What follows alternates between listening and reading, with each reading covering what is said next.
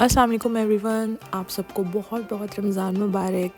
अल्लाह पाक आप पे अपना ख़ास रहमो करम नाज़िल फ़रमाए और इस माह रमज़ान के सदक़े आपकी तमाम दिली ख्वाहिशात और दुआओं को अपनी बारगाह इलाही में कबूल व मंजूर फरमाए और अपनी ख़ास रहमतों और बरकतों के साए में रखे। आमीन सुम्मा आमीन। हर जगह रमज़ान की तैयारियां ज़ोर शोर से हो रही हैं और मैंने भी सबसे पहले स्टार्ट लिया था अपने किचन मेकओवर से। मैंने अपने स्लैब्स को थोड़ा सा उनकी लुक चेंज की थी और शीट्स परचेज़ की थी 1-2 दिन पहले और मैंने इनको बस एहतियात से लगा दिया था और ये बहुत अच्छी लग रही थी। और जब किचन की वाइब चेंज हो जाती है, आपका काम करने का ज़्यादा दिल करता है। खैर, किचन को थोड़ा सा मेकओवर देने के बाद मैं आ गई थी रमज़ान के लिए ग्रॉसरीज़ करने। और ग्रॉसरी में सबसे पहला जो सेक्शन था वो था मीट सेक्शन, ताकि ये चीज़ें सारी एक दफ़ा ही बंदा लेके फ्रिज में फ्रीज़ कर दे और फिर आपको बहुत ज़्यादा आसानी हो जाती है। उसके बाद बस आहिस्ता आहिस्ता चीज़ें जो जो याद आ रही थी वो ली जा रहे थे, जिसमें सबसे पहले तो दूध था, ताकि एक दफ़ा ही आप आराम से लेके स्टोर करके रख लो और आपको बार बार ना जाना पड़े। और फिर मेरा फेवरेट सेक्शन जो कि था पास्ता एंड नूडल्स, क्योंकि मुझे पास्ता बहुत पसंद है और नूडल्स भी आपकी हल्की फुल्की स्नैकिंग के लिए। वैसे तो इस दफ़ा मैंने सोचा हुआ मैं बिल्कुल अनहेल्दी खाना नहीं खाऊंगी, बट यहाँ पे बस हम लोग चीज़ें अपनी जो जो चाहिए थी ले थे, फिर मसाले चीज़ें। और इस दफ़ा तो प्रॉपर लिस्ट बनाई हुई थी कि क्या खाने की चीज़ें लेनी है क्या नहीं लेनी। बट स्टिल जब आप इतने ज़्यादा सेक्शंस घूमते हो ना कोई आपको बस ऐसी चीज़ नज़र आ जाती है, यार ये भी ले लेते हैं वो भी ले लेते हैं। तो हर चीज़ आपकी ना लिस्ट बनी हुई भी हो फिर भी आपने एक्स्ट्रा लेना ही होता है। और जब आप इतनी ज़्यादा शॉपिंग कर रहे हो, ग्रॉसरीज कर रहे हो, तो फिर मेकअप सेक्शन या ऐसा कुछ चीज़ें स्किन केयर वगैरह अवॉइड नहीं होता। और बस मैं यहाँ पे वही सब चेक कर रही थी और यहाँ पे हमारी ग्रॉसरीज कंप्लीट हो गई थी और हम लोग बिल करवा के जो है घर की तरफ निकल पड़े। रमज़ान स्टार्ट होने के डेज़ हो, ईद हो या कुछ भी ऐसा हो, तो मार्च वगैरह में इतना रश होता है और हर सब मतलब ग्रॉसरी आपको सब पता होती है आपने क्या लेनी है ये वो, बट वो ये भी लेना है वो भी लेना है चीज़ें करके इतना रश हो जाता है। मैं तो लिटरली जिस मार्ट में गई थी वहाँ पे सिग्नल्स ही नहीं थे और उसकी वजह से ये हुआ कि मैं अपनी फैमिली से ना कहीं दूसरे सेक्शन में थी, वो कहीं और बस मैं उन लोगों से सेपरेट होगी और मुझे बाकायदा अनाउंसमेंट करवानी पड़ी तो वो भी एक फ़न हो गया था। खैर, यहाँ पे मैं घर आई थी और मैंने ग्रॉसरीज़ के बैग वैसे ही रख दिए थे। कैबिनेट्स में ग्रॉसरीज़ रखने का सोचा तो आई वाज लाइक कि नहीं, पहले ज़रा कैबिनेट्स जो हैं वो ऑलरेडी फुल थी, उनको ज़रा साफ़ किया जाए और फिर ग्रॉसरी सेट की जाए।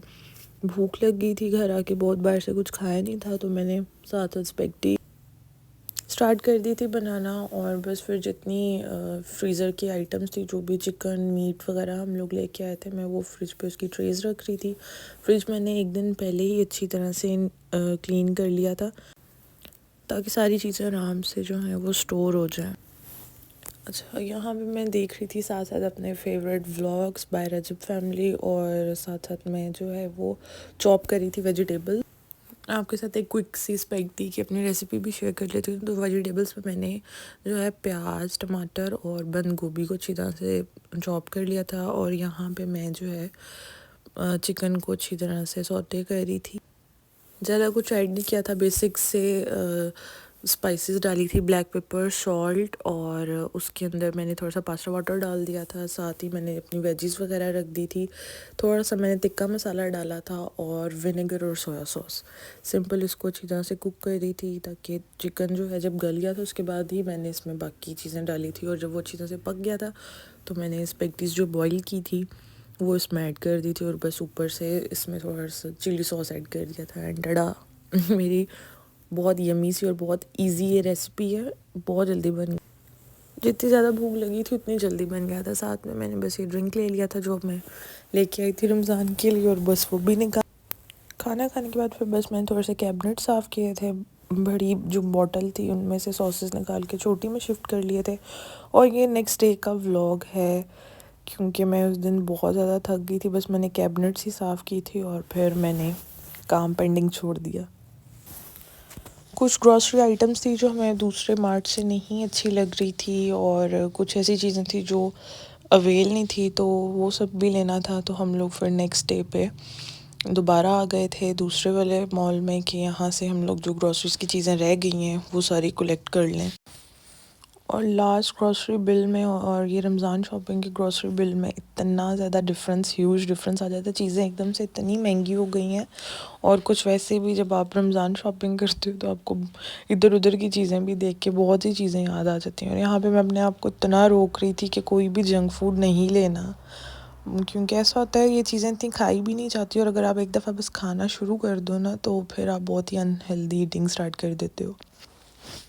अच्छा, ग्रॉसरी के बाद मैं आ गई थी अपने फेवरेट क्रॉकरी सेक्शन पे। यहाँ से मैंने काफ़ी ज़्यादा एयर टाइट बॉक्स लेने थे, स्टोरेज बॉक्सेस चाहिए थे। एक मैंने हैंड शॉपर लिया था और बस फिर मैं क्रॉकरी देखी जा रही थी और जो जो चीज़ें चाहिए थी, कुछ मिक्सिंग बाउल्स होते हैं। और वैसे भी ऐसा होता है जब भी आप ग्रॉसरी शॉपिंग के लिए जाओ तो मैं मस्ट क्रॉकरी सेक्शन जो है ना वो विज़िट करती हूँ। कि कभी ऐसी चीज़ें होती हैं कि आपको ज़रूरत भी होती है, वो भी याद आ जाती हैं। और कुछ चीज़ें साथ साथ बंदा किचन की स्पेशली क्रॉकरी अपडेट करता रहे ना तो मुझे बहुत पर्सनली अच्छा लगता है, क्योंकि जितना अच्छा आप खाना बनाओ अगर वो अच्छी चीज़ों में प्रेजेंट भी हुआ ना तो वो और अच्छा लगता है। और बस यहाँ पे फिर हम लोग अपना फाइनली बिल करवा चुके थे। बिल शिल करवाने के बाद मैं आ गई थी मॉल ऊपर सईद गनी पे। मैं इनकी काफ़ी ज़्यादा आजकल प्रोडक्ट्स यूज़ कर रही हूँ और मुझे इनके रिज़ल्ट्स बड़े अच्छे लग रहे थे। बस फिर कुछ स्किन केयर की चीज़ें चाहिए थी, वो ले ली थी। और उसके बाद हम आ गए थे ड्राई फ्रूट शॉप पे, खजूरें और कुछ दूसरे ड्राई फ्रूट्स वगैरह लेने, ताकि सहरी में कुछ अच्छे हेल्दी शेक्स भी पी लें और खजूरें वगैरह जो हैं एक ही जगह से हम लोग ले लें।